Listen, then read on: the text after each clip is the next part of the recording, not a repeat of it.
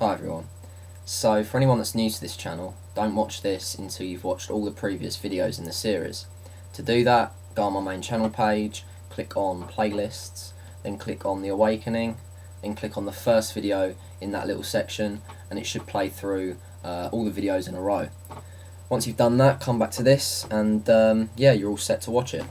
So last time we got up to the point where we found out that my Atlantean self re-merged with me, and I also started discovering some relevance behind some important dates in my life.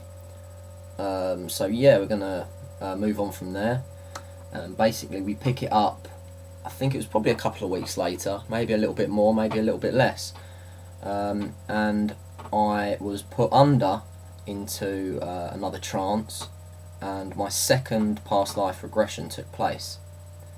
This time Annie didn't do it, it was Michael.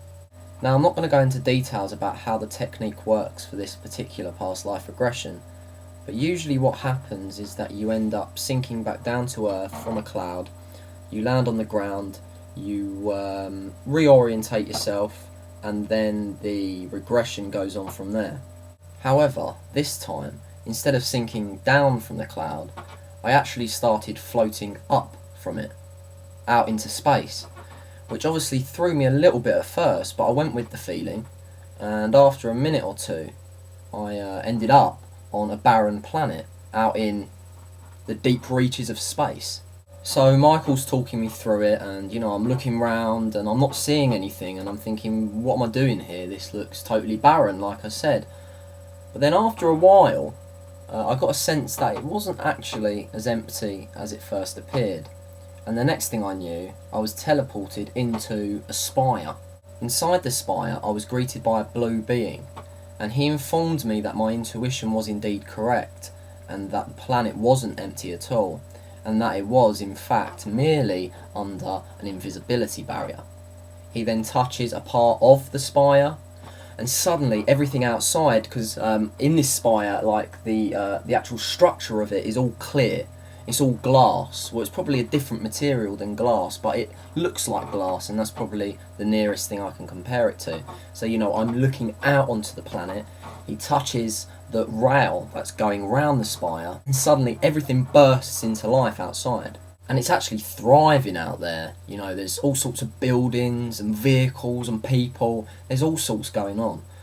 And I turn around to this blue being and I say, why is it hidden? Why have you got the city underneath an invisibility barrier? And he says, if they knew we were here, they would destroy us. So I questioned, who? Who would destroy you? And he said, very, very seriously, your Earth governments, dear one. I remember at the time this sounding very, very familiar to me. All of it seemed very, very familiar to me. So he then brought me to this other room, up higher in the spire, and we enter this room, and the first thing I notice is that the floor is alive. It reacts to my touch. It's blue again, and it's got bubbles forming in it. A very, very alien looking thing. But again, I felt a great, great familiarity with it. The next thing I notice is an aquarium, or at least what looks like an aquarium, in the middle of the room, but there are no fish in it. So it must have been something else, but to this day I'm still not sure exactly what.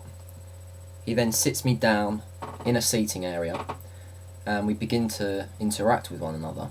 And so he says to me, do you remember this place, dear one? And I said, no. Even though I kind of did, but I couldn't put my finger on exactly where I remembered it from. And he said, this is the spirit dislocator tower. You must remember. At this point I'm a little bit overwhelmed by it all, so I just sit there in shock really. And he says to me, well, how about this planet? You must remember this planet, yes?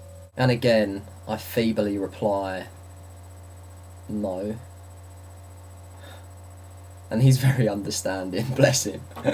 He doesn't get irritated with me whatsoever, he just smiles and he says, This is Sirius. This is one of the planets you saw in the formation in Canada. He then explains to me that Sirius is in fact a group of planets, and therefore there are many different Siriuses. He said, however, that it was not important to get bogged down with exactly what Sirius this was. He then looks deep into my eyes and says, "You're still here, you know." And I said, "What do you mean?" And he said, "Your Sirian self is still here, in stasis, at the very top of the spire." I'm again lost for words. And he says, "Come, I shall show you." He then brought me to the very top of the spire, into what he called the extraction room. Within the extraction room were many, many capsules with many, many bodies laying within them. To me they looked dead, but he once again reiterated the fact that they were merely in stasis. He then explained to me the purpose of this room, and again I can't go into too much detail because we'll end up being here all day, but basically, in summary, he explained that the room was used to extract the spirits from Sirian bodies and place them into other bodies around the universe. He said that this is where the beginning of what us humans call a walk-in begins.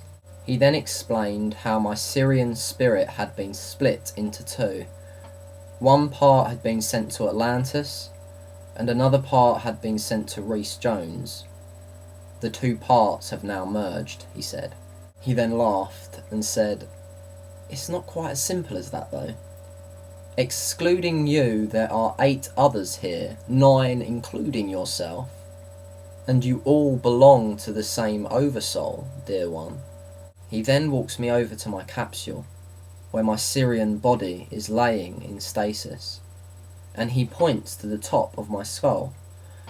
And I look, and I notice that there's a circular hole in the top of my skull. He then transfers a thought image to me, and what I see is a top-down view of my Sirian body, and I notice that the hole in the top of my skull actually goes quite far down into my head. He then explains to me that that is the part of my Sirian self that came with me to Earth.